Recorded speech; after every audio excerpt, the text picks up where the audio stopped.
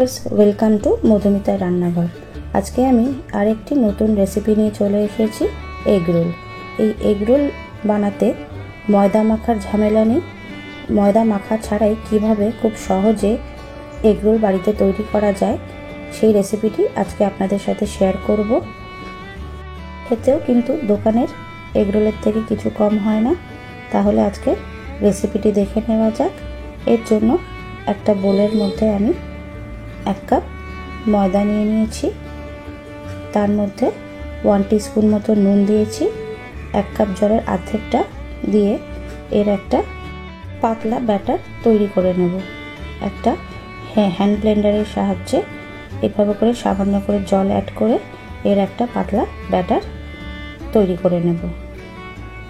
একটু জল কম লাগছে, এর মধ্যে আমি আরেকটু জল অ্যাড করে দিয়ে ভালো করে এটাকে নাড়িয়ে নাড়িয়ে যাতে ভেতরে কোনো গুটলি পাকিয়ে না থাকে ময়দার, এভাবে করে ব্যাটারটা পাতলা করে তৈরি করে নেব। দেখুন ঠিক এইরকম ঘনত্বটা হবে ব্যাটারের। এরপর একটা বাটিতে একটা ডিম ফাটিয়ে নিলাম। এর মধ্যে দিয়ে দিলাম সামান্য নুন আর তার সাথে দিয়ে দিলাম সামান্য গোলমরিচের গুঁড়ো। ভালো করে কাঁটা চামচের সাহায্যে ডিমটাকে ফেটিয়ে নেব। এরপর চলে যাব আমি পরোটাগুলো ভাজতে।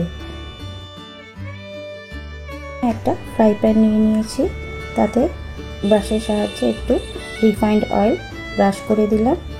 1 হাতা মতো ময়দার ব্যাটার দিয়ে ঠিক আমরা যেভাবে গোলা রুটি তৈরি করি ঠিক সেইভাবে এটাকে চারিদিকে ছড়িয়ে দিতে হবে, যতটা বড় করা যায় আর পাতলা করা যায়।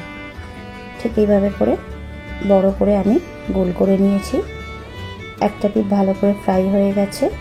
এরপর এর ওপর দিয়ে আমি আরেকটু রিফাইন্ড অয়েল ব্রাশ করে দিচ্ছি।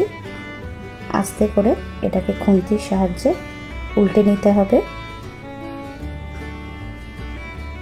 দেখুন খুব সুন্দর একটা কালার চলে এসছে। এরপর এটাকেও আমি তুলে নিলাম। এর উপরে আরেকটু সাদা তেল ব্রাশ করে দিচ্ছি ফ্রাই প্যানে। ঠিক সেমভাবে 1 হাতার মতো ব্যাটার এর মধ্যে দিয়ে দেব। ঠিক চারিদিকে ছড়িয়ে দিচ্ছি হাতার সাহায্যে।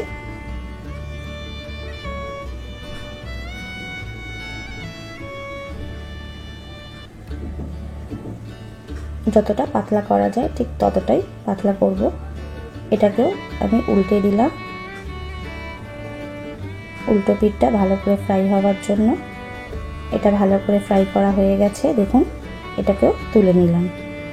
আবারও আমি সামান্য তেল ব্রাশ করে দিয়ে আর 1 হাতা ব্যাটার দিয়ে এটাকে চারিদিকে ছড়িয়ে দেব। এভাবে করে চারিদিকে যতটা বড় করা যায় আর পাতলা করা যায় ঠিক সেইভাবে এটাকে তৈরি করে নেব। এটার একটা পিঠ ফ্রাই হয়ে গেছে, এটাকেও আমি উল্টে দিলাম। 2 পিঠ ভালো করে ফ্রাই করে নিয়ে এটাকেও আমি তুলে নিলাম। 3টে মতো পরোটা আপনাদের আমি করে দেখিয়ে দিলাম। এটা 4 নম্বর পরোটা। 1 কাপ ময়দায় আমার 4টে মতো এগ রোল তৈরি হবে। এটাও ভালো করে ফ্রাই করা হয়ে গেছে, এটাকেও আমি সেমভাবে উল্টে দিলাম। এরপর সেম ফ্রাই প্যানে সামান্য সাদা তেল দিয়ে দিলাম। দিয়ে ভালো করে চারিদিকে ব্রাশ করে দিয়ে ফেটিয়ে রাখা ডিমটা দিয়ে দেব। ডিমটাকে দিয়ে কড়াইয়ের দুটো হাতলের সাহায্যে চারিদিকে এইভাবে করে ছড়িয়ে দিচ্ছি, যাতে পুরো ফ্রাই প্যানে ডিমটা ভালো করে ছড়িয়ে যায়। এরপরে একটা করে পরোটা উপর থেকে এইভাবে করে দিয়ে দেব। এরপর এটাকে উল্টে দেব। খুন্তি দিয়ে এইভাবে করে একটু চেপে চেপে দেব, যাতে ডিমটা পরোটার সাথে ভালোভাবে সেট হয়ে যায়।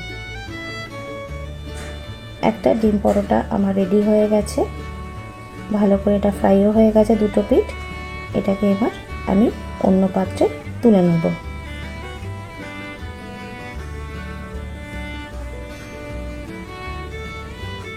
এরপর আর একটু সামান্য তেল দিয়ে আর একটা ডিম দিয়ে দিলাম।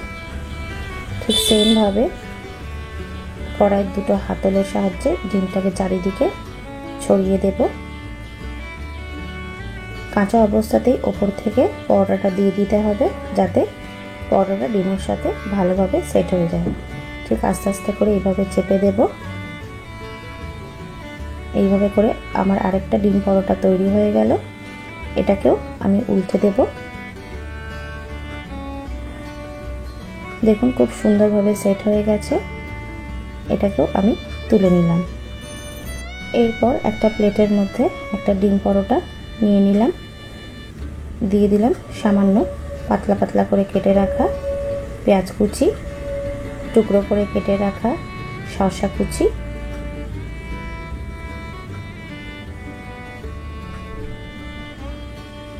দিয়ে দিলাম কয়েকটা লঙ্কা কুচি, ঝালটা আপনারা নিজেদের স্বাদ অনুযায়ী দেবেন। দিয়ে দিলাম একটু লেবুর রস ওপর থেকে, আর দিয়ে দিলাম টমেটো কেচাপ, আর সামান্য বিট নুন দিয়ে দিলাম। এরপর এটাকে মুড়ে নেব, যেরকম রোল মুড়ি আমরা। এখানে আমার কাছে একটা বাটার পেপার আছে, সেই বাটার পেপারটা আমি কেটে নিয়েছি। ঠিক দোকানে যেভাবে এগ রোল দেওয়া হয় ঠিক সেইভাবেই আমি এটাকে ফোল্ড করে নেব।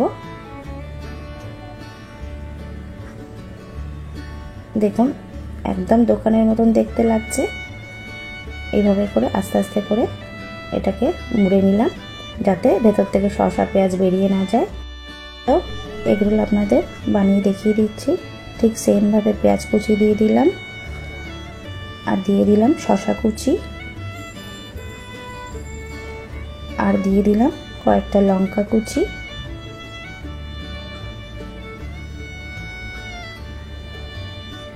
সামান্য লেবুর রস দিয়ে দিলাম উপর থেকে। ঠিক সেমভাবে টমেটো কেচাপ দিয়ে দিলাম সামান্য, আর দিয়ে দিলাম বিট নুন। ঠিক সেমভাবে এটাকেও মুড়ে নেব। এভাবে করে আস্তে আস্তে করে মুড়ে নিতে হবে, যাতে ভেতর থেকে পেঁয়াজ আর শসা বেরিয়ে না যায়। এটাকেও বাটার পেপার দিয়ে ভালো করে ফোল্ড করে নিচ্ছি। দেখুন ঠিক এইভাবে করে আস্তে আস্তে আস্তে করে ফোল্ড করে নিতে হবে। আমার সেকেন্ড এগ রোলটাও তৈরি হয়ে গেল। এইভাবে করে একটু পুরটা পড়ে গেছে পেঁয়াজ আর শসার, সেটাকে ঢুকিয়ে দিলাম, পেছন দিয়ে এটাকে মুড়ে দিলাম। আমার আজকের এই এগ রোল রেসিপিটি আপনাদের কেমন লাগলো নিশ্চয়ই কমেন্ট করে জানাবেন, আর ভালো লাগলে লাইক শেয়ার করার অনুরোধ রইল। আর আমার চ্যানেল যদি এখনও সাবস্ক্রাইব করা না থাকে তাহলে এক্ষুনি সাবস্ক্রাইব করে বেল নোটিফিকেশনটা অন করে দিন, তাহলে আমি যখনই কোনো নতুন ভিডিও আপলোড করব তার নোটিফিকেশন সবার আগে আপনাদের কাছে পৌঁছে যাবে। ভালো থাকবেন, সুস্থ থাকবেন। দেখা হবে নতুন কোনো রেসিপি নিয়ে। আজকের মতো বিদায় নিচ্ছি। ধন্যবাদ।